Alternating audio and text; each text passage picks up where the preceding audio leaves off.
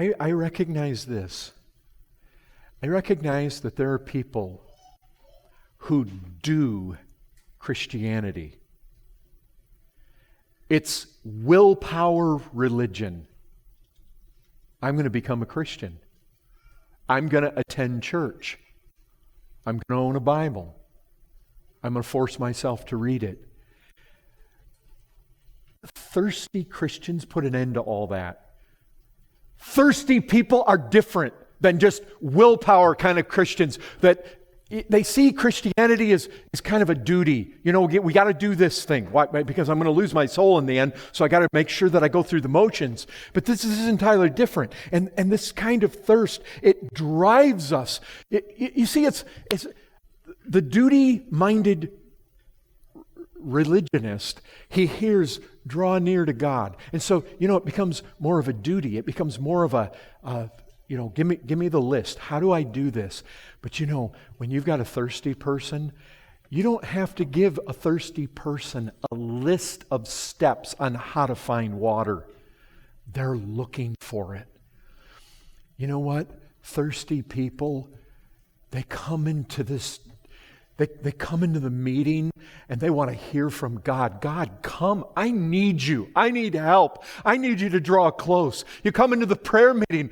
We need to be heard. We need to get through. We need to have some kind of ability and unction with God. That's what happens. Lord, I'm going to fast. Not like the hypocrite. Not just to put the notch on my belt that I fast twice in a week. Lord, I need you. There's some longing in my heart. You see, this is the psalmist. I thirst. I feel it. I'm in a parched place. I'm in this dry place. Lord, there's a panting in my soul. I'm not satisfied. Oh, brethren, you have a church full of people like that. That'll turn the world upside down. That's the difference. Because what happens? You know what happens? What happens? You've got this. Draw near to me, and I will draw near to you. Oh, you know what happens? When you've got thirsty people, what do you have to do? How do you have to convince a thirsty person to draw near to the water? You got a thirsty person over here. You just set it there. It's not like I even have to say, now this is water, and you should walk a straight line. You put one foot in front of the. He doesn't need that. He sees what he's longing for, and he's going to come to it. And I recognize this. The promise of James 4 is going to come to life when you have a thirsty people. Why? Because they're looking for God. They're looking to draw near to God. They're looking to find God. And you know what happens? They're looking for Him. They're trying to draw near. They're trying to press in. They're thirsty people. They're looking for the water. And God's promise then comes into play.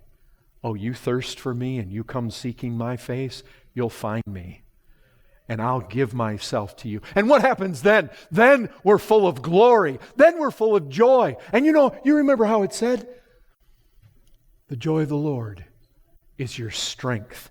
That's the reality. When we find God, you know what happens? It infuses us with a mighty unction to sacrifice and to run. We heard those two letters, G-O. Brethren, when you got a people that are thirsty for God and they find God, you come across such glory. It's like, I want to tell people. Yeah, that's why they're standing before the Sanhedrin. They're getting beat for it. They're getting imprisoned for it. And they're rejoicing. That's what people do when they're hungry for God. And they found God. And it's glorious to them. And suddenly, all you have to do is open the door. And you don't let a person like that out into the world.